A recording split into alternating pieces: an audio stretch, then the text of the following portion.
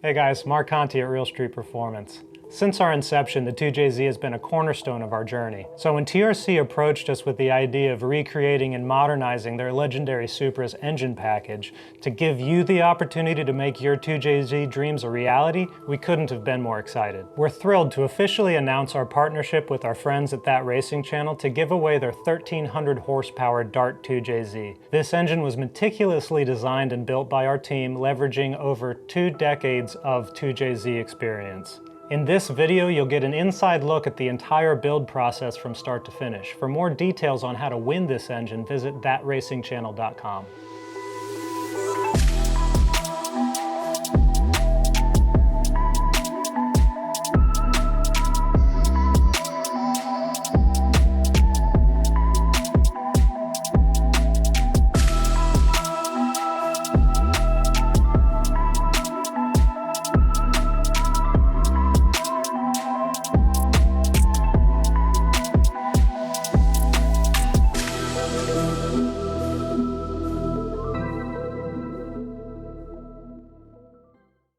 Hey, how's it going? My name is Mark Mazurowski. I'm the owner of Mazworks, and we're here today to work with Javier on building this 2J using the Dart block. Now this is like going to be the mainstream block that the 2J owners would want because it's going to hold more than 12 to 1500 horsepower that the factory block holds, and it's going to be a lot more stable.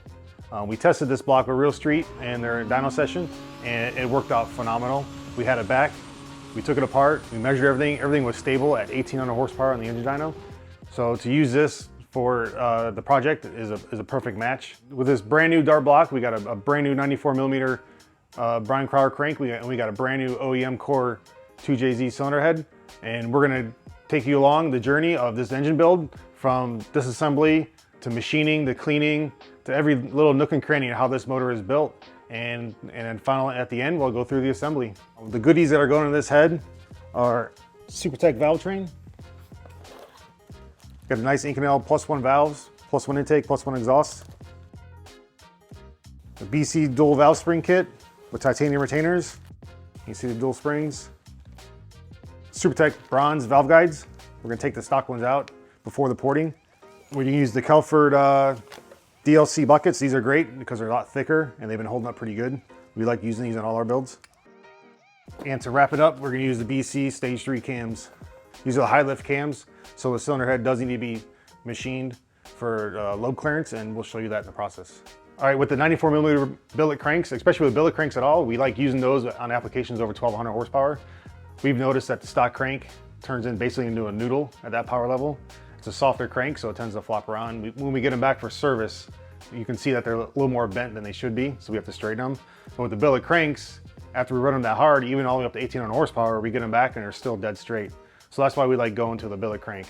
This was traditionally the 3.4 liter setup, which if you use an 88mm piston, it would yield a 3.4, but we're using 86.5, so that'll bring it down to like a 3.312. With the extra displacement in the motor, you really won't necessarily make more power, but you'll definitely shift the power band left in the power range.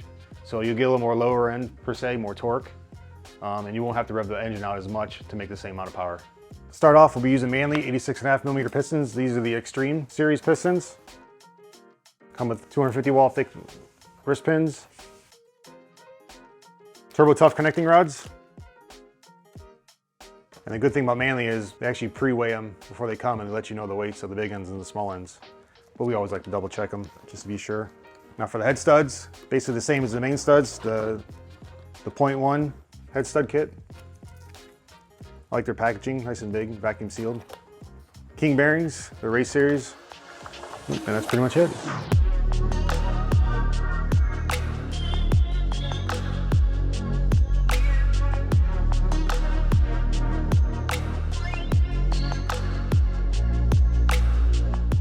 So with the Dart block, it does take minimal work to get it done, but it does take some work. So the first thing we'll do is we'll break it down, we'll inspect it, take everything apart, clean it, make sure everything's good to go. We'll put it in the mill, and this one's got a 94mm stroker crank. There is some slight rod notching involved, so we'll notch it for rod clearancing. Typically they're pretty close, but we like to give it about 60 thou clearance. So we'll notch that. It won't need much boring, so we'll do all that in the hone. But the next step will be after notching it for the rods. We'll clean it again, make sure it's 100% clean. We'll bring it back in the assembly room.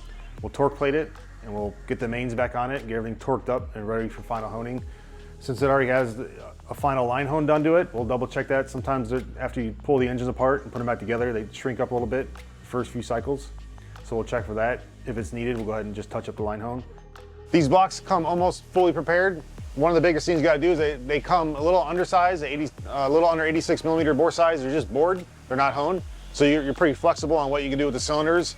We're gonna hone this one up to 86.5 to match the pistons that were provided. And we actually go through and measure each piston, and we'll match that piston to the cylinder to make sure we have good piston and wall clearance. After this honing process, we'll take it, get it clean, and we'll get it ready for paint. With these Dart 2JZ blocks, there's not much machining needed, so it's a pretty simple process, and to get it ready to go for building the short block.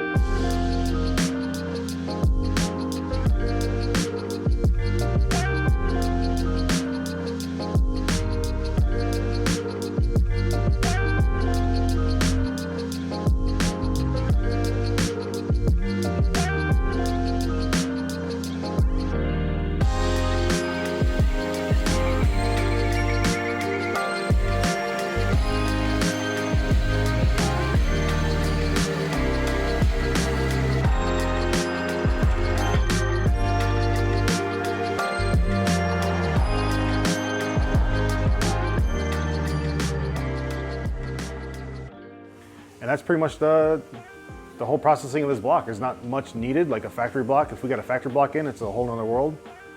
But this block needs minimal processing to get ready for the short block assembly. All right, since we're starting with a brand new cylinder head, there's not much work needed to get it prepped, but if we did end up getting a used cylinder head, we would end up breaking it down, cleaning it, deplugging it, and sandblasting it so we can start fresh and ensure it's straight and it's pretty much a virgin head. But since we're starting with a brand new casting, a lot of that we don't have to do.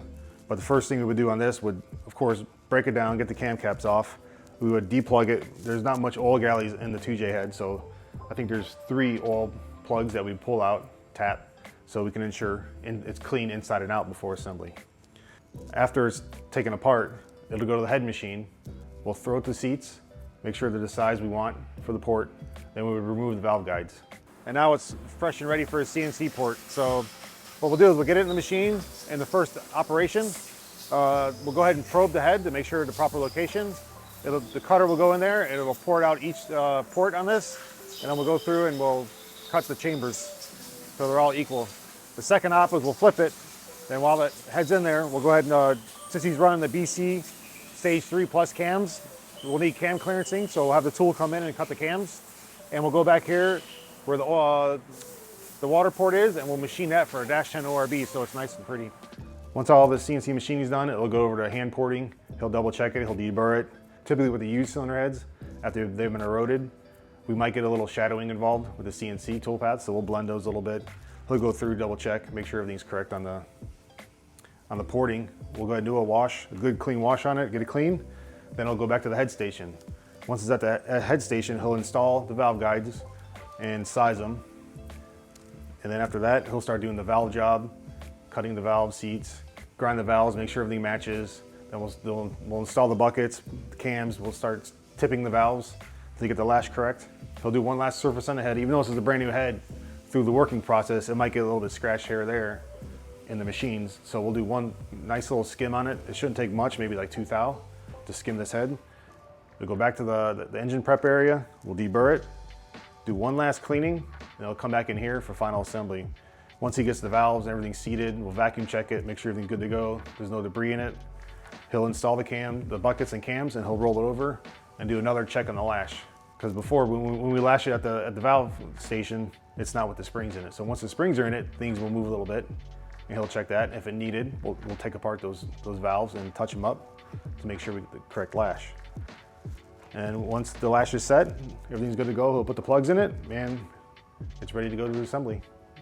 Okay, we're at the stage where we can start assembling the short block and finally assemble the complete engine. But after all the machine work was done, what we do is we actually reassemble the block, put the torque plate on, put the mains on, and we check the block for dimensional accuracy and do quality control of the machine work. So we've already done that. Same thing with the head. We'll install the cams. Actually, when we install the valves, we'll check tip heights, we'll check spring pressures, install heights, put the cams in, or put the buckets in, put the cams in, check lash, make some adjustments if we need to. We've already done that too. What we've also done, we already got the rods and pistons built. Before we actually put the rings on, the pistons, we'll have the piston and rod, we'll put that assembly in the block, we'll spin it over. Since this is a stroker, we check for rod clearance, basically at the bottom of the cylinder walls. But we've already done that, and we went through the process of rod notching this. We've built this package before, so we laid that out and we designed it in SolidWorks, so how much we need to take off the block. And from here on out, we'll just go ahead and do the assembly. All the clearances have been checked. The housing boards have been checked. The piston walls have been checked. The piston wall clearances have been checked. The main bearing, rod bearing clearance checked. The thrust bearing has been checked. So we're just gonna go ahead and put this thing together.